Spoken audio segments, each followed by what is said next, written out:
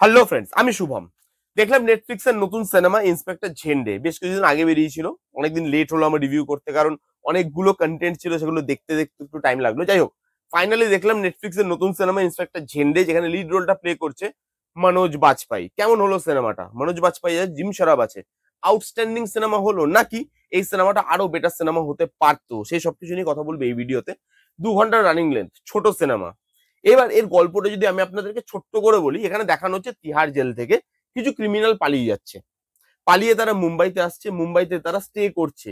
মুম্বাই পুলিশের একটা টিম সেটা ইনভেস্টিগেট করছে, যে টিমটাকে লিড করছে মনোজ বাজপাই। কিন্তু মুম্বাইতে তারা তাদেরকে ধরতে পারছে না, তারা পালিয়ে যাচ্ছে অন্য জায়গায়। কোন জায়গায় সেটা আপনি সিনেমা দেখলে বুঝতে পারবেন। এবার ওই টিমটা যাচ্ছে সেই জায়গায়, শেষ অবধি এই দলটাকে তারা ধরতে পারে কিনা এই নিয়েই এই গোটা সিনেমাটা।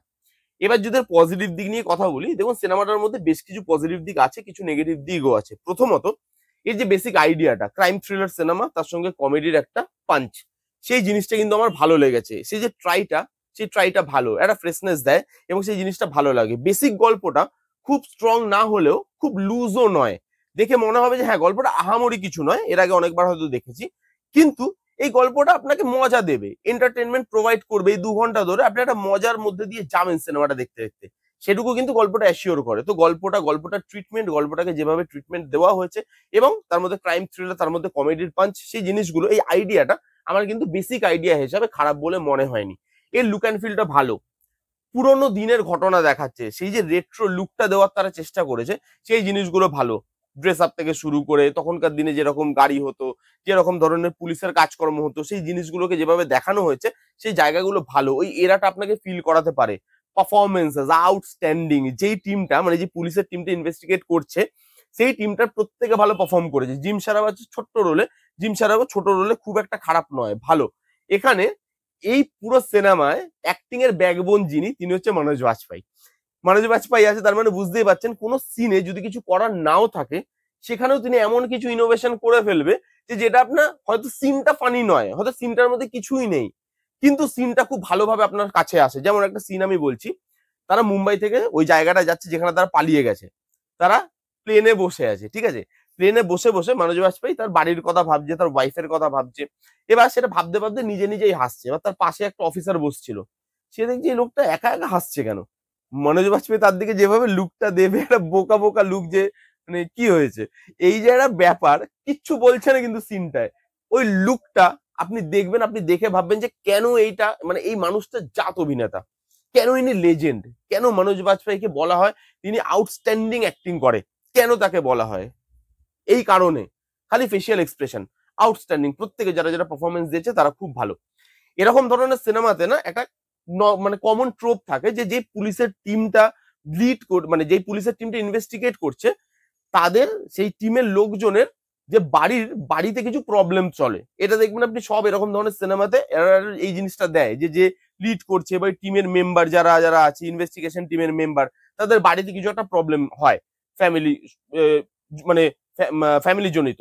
এখানে না সেই জিনিসটা করেনি।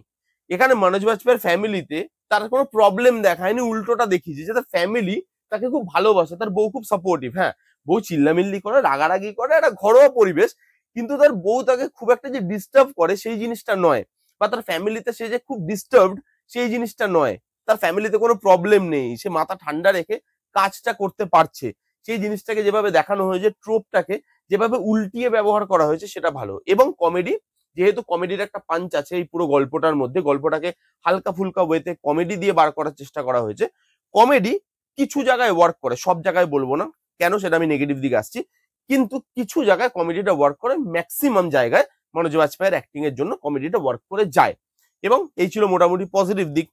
এবার যদি আমি নেগেটিভ দিক নিয়ে কথা বলি, প্রথমত বলতে হবে কমেডি। যেই সিনেমাটা কমেডির ওপর বেস করেই আপনি তৈরি করছেন, মনোজ বাজপেয়ীর মতো আপনি অ্যাক্টর রাখছেন সেখানে, যিনি কমেডি আউটস্ট্যান্ডিং পুল অফ করতে পারে, সেখানে কেন কমেডি ল্যাক করছে?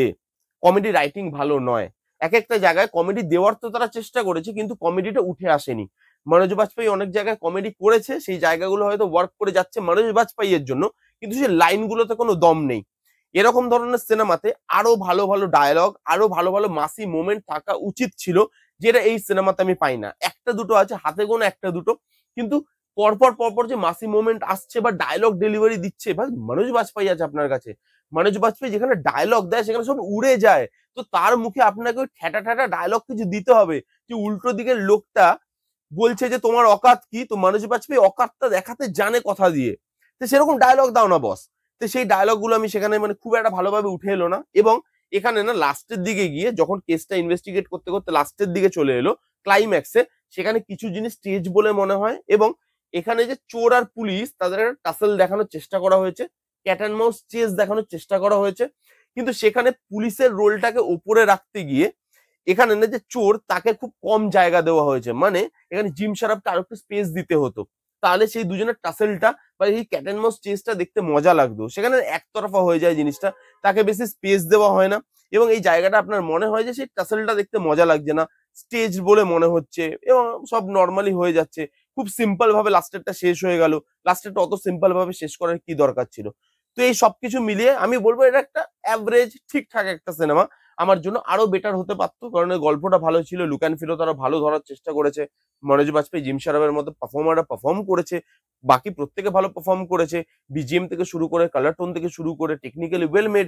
তো সব জিনিস যখন আপনি ভালো রাখছেন, কমেডিটাও কিছু কিছু জায়গায় ওয়ার্ক করে যাচ্ছে। তো এই সিনেমার মধ্যে কমেডি যদি আরো ভালোভাবে ওয়ার্ক করতো, চোর আর পুলিশ এই দুটো জিনিসকে খুব ব্যালেন্স ওয়েতে যদি রাখতে পারতো, তাহলে আমার মনে হয় বেশি ভালো হতো। আরো কিছু পাঞ্চ বা আরো কিছু পাওয়ারফুল ডায়লগ যদি দেওয়া যেত, আরো কিছু মাসি মোমেন্ট, একটা গিভ অ্যান্ড টেক ব্যাপার থাকতো ডায়লগের মধ্যে, তাহলে আমার মতো সিনেমাটা জমে যেত আমার মতে। এই ছিল মোটামুটি পজিটিভ দিক, নেগেটিভ দিক। ইন্সপেক্টর ঝেন্ডে আমার মোটামুটি একটা সিনেমা লেগেছে, অ্যাভারেজ সিনেমা। আপনারা যদি চান একবার গিয়ে নেটফ্লিক্সে চেক আউট করতে পারেন এই সিনেমাটা। এই ছিল ইন্সপেক্টর ঝেন্ডে বলে সিনেমাটা রিভিউ। কারা কারা দেখেছেন কমেন্ট করে জানান যে আপনাদের কিরকম লেগেছে। যারা যারা দেখেননি যান গিয়ে দেখে নিন। কেমন লাগলো রিভিউটা জানাতে ভুলবেন না। ভালো লাগলে please give it thumbs up, like করবেন, কমেন্ট করবেন, শেয়ার করবেন, চ্যানেলটাকে মাস্ট মাস্ট সাবস্ক্রাইব করবেন। দেখা হচ্ছে নেক্সট কোনো ভিডিওতে। ততক্ষণ bye bye, take care and be safe.